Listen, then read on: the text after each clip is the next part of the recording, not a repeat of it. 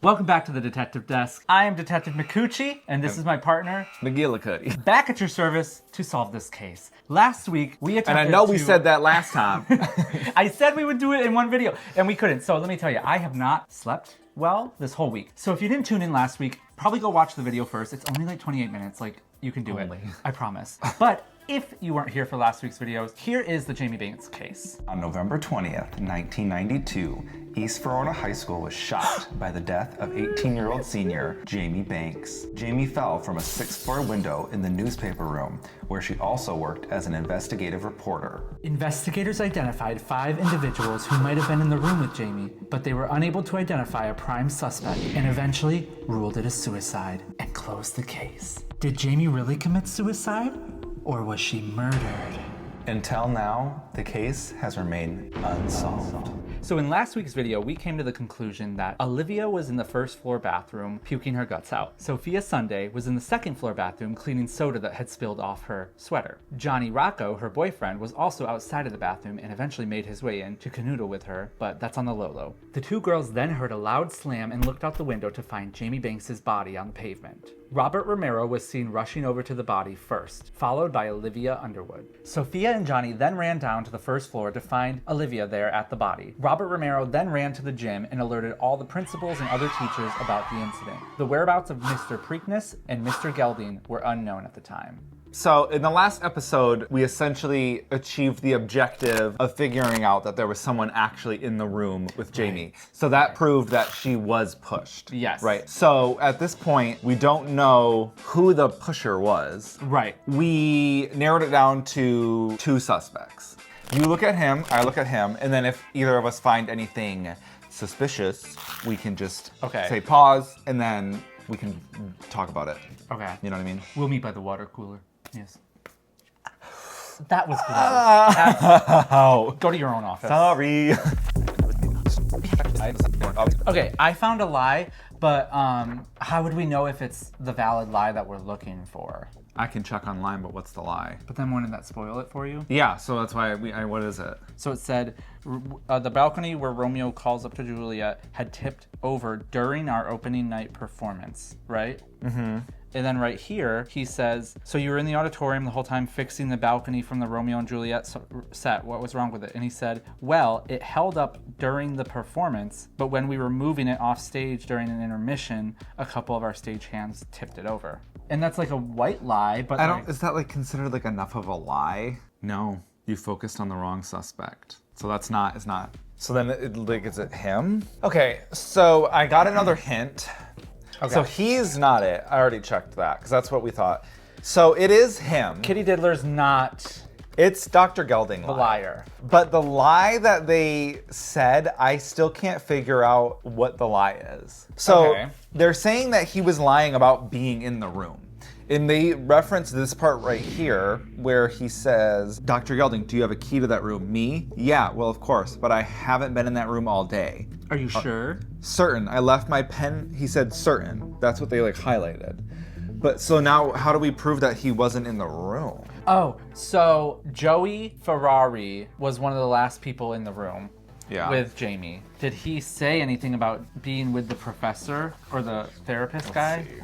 As far as I know, I was the last one in the school newspaper room before Jamie Banks jumped out of the window today. It was my first period, and I had study hall in the cafeteria. Mr. Griffin is my teacher there, and he lets me go up to the newspaper room if I have a pass from Dr. Gelding to finish up an article or work on clip art or whatever. I signed out of study hall as soon as it started and was in the newspaper room within 4 to 5 minutes after the start of first period. When I got there, the door was locked and the lights were out since I'm a senior. I barely got back to study hall in time, and I was in Italian class until the pep rally, so I'm not sure if Jamie whatever. So how does that prove he was in the room though? That doesn't really give us anything. None of that gave us anything. Okay, back to the drawing board. You're opening the wrong one. This says number 2.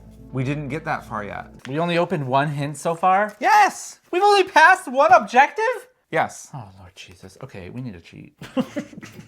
So I figured it out. You figured out what the lie was? Yeah. Did you figure it out or did you cheat? Oh, I cheated, but this is what I thought it was. But I'm gonna read it to you and see if you understand why it's the lie. Walk me into it. When I first read it, I thought, is that the lie? So, for context, remember in the picture, there's that little pad of paper on the desk. And we were thinking, is it And Dr. he said he Gelding's? left it there last night, whatever, and Right, he right, didn't. right. He said he left it there and he hasn't been in the room all day. He left it there the night prior. Mm-hmm.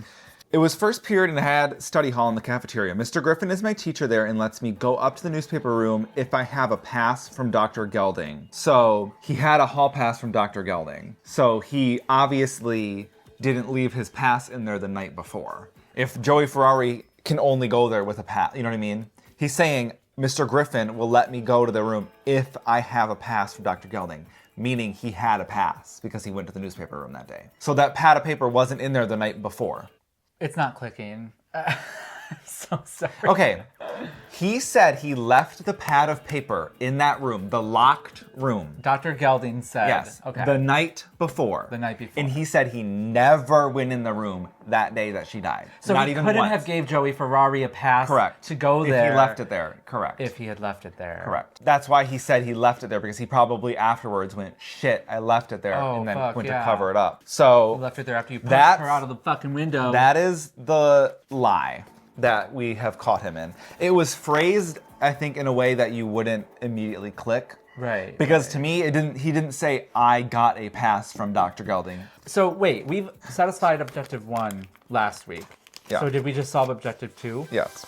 Yay! Objective 2. So then, do not open until after completing objective number 2. Okay. So the next objective is number 3. Convict the killer. In order to secure a conviction of the killer, you'll need additional evidence that directly connects the suspect to the crime. I also have a letter from the principal, I believe.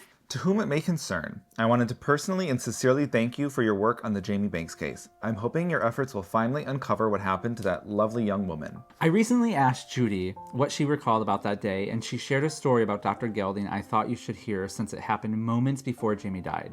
He had stopped into her studio art class to drop off a student, and the class was bursting with excitement to show him what they've been working on, despite being in a huge rush. He lovingly took the time with every student to praise their efforts right up until the bell rang.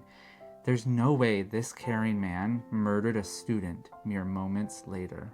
Girl, don't gaslight us. If I can help in any way, please let me know. Well, maybe a better fucking letter than that. See, but, like, she's here's- vouching for Dr. Gelding, which we just affirmed was in the room when she was murdered. Yeah. Right, suspicious. Okay, Dude, so what? I feel like, what other evidence do we have to play with that convicts the killer? That's what I'm saying. And how have we not fucking found that the whole time, Janice? Well, I guess I shouldn't be mad at Janice. I should be mad at objective number 2. Who's Janice? The principal, Janice Bowling. Oh, I'm looking at the Oh my wrong god, do your thing. research. Ugh. How are we to prove? Okay, if we were suddenly now allowed to prove and convict the killer based on I know, that's what I don't get. shouldn't we have been fucking able to find that the whole time? Because, okay, Miss Bowling's little, like, ball-licking sentiment that she just said about Dr. Gelding didn't really give me any hints. In fact, I think Dr. Gelding coerced her into writing that article. I think he wined and dined her at her house one night back on the back porch in his hot tub and said, Janice, you've been the greatest principal that East Verona High has ever seen. You know, you should really write great things about what me and you are doing at the school. And then he tricked her into writing how great he is. And that's called detective work. Well, I'm trying to figure out these hints. You read a hint? Yeah. We were supposed to look at this picture and find a smudge of clay on her shoe. That's what they were literally talking about. That little brown thing on that throne shoe is, I guess, a smudge of clay. The little circular brown spot on the one that's off her foot. Not the one That doesn't even look like anything's on there. It looks like maybe this got a drip of water on it. I know, that's what I'm saying, but how would I look at that and go, what's on her foot? Winston, I'm not a real detective. Who was the okay? murderer, Winston? You So solved the case. it says, figure out what class was working on clay that day and connect the clay to the murderer. Okay, art studio. Remember, Mrs. Bolt, the principal said that Yeah. Dr. Gelding went to his art studio. The art teachers, they're turning. The cogs are turning in there. I'm telling They're you. trying to start up. Okay, Janice's statement on him said Dr. Gelding went to the art studio. That man who mere moments ago supporting the students. But how is that evidence? But I just don't get how we're supposed to connect the clay, like how was I even supposed to see that on her fucking shoe? Like, let's be for fucking Yeah, real. that's not. The next hint says, okay, where's that Verona voice thing? Like the fucking article that I've been trying to read since the start last week. Chill out. We didn't know anything about clay until just fucking now. For the past month, studio art classes have been testing the limits of new pottery wheels. Their top work will be on display in the art studio classroom on Monday. maybe he went into the art class to get an alibi real quick to make her like think like, oh yeah, I know he was with us, and then went and pushed her. But how would anything we did in here prove that? Like, he went into the art room and she had clay on her foot. That doesn't connect him to her at all. I know. Like, that does not compute to me. Then the next hint is, you need to put together a timeline for Gelding on the morning of Jamie's death. Where was he seen right before she died? Oh my god, this is such a fucking reach.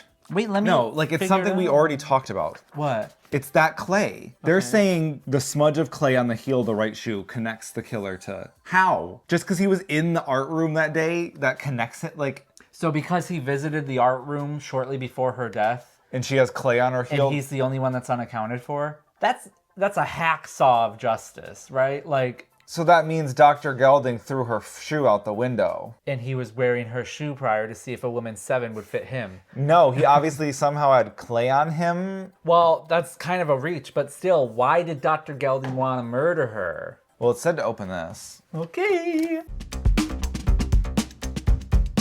So it's time to get the answers, because this is... Well, what I just said is the answer. Dr. Gelding did it. Congratulations, detective. You solved the case. Dr. Gelding confesses to the crime, and Dr. Gelding's the murderer. I wonder why. So we have a voluntary statement from Dr. Gelding, which reads as follows. I murdered Jamie Banks on What? Well, hold on. Oh my god, I just read something crazy. Oh, okay. Well, let me read this first. I murdered Jamie Banks on Friday, November 20th, 1992. As a mental health counselor... In other words, I freaked out.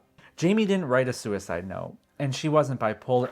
Oh, that bitch. The diagnosis was made up even. That's fucked. That's just wait. I don't know if you'll mention it in here, but wait till I read in this. Oh God. Okay. Weren't bipolar. Jamie and I were having an affair.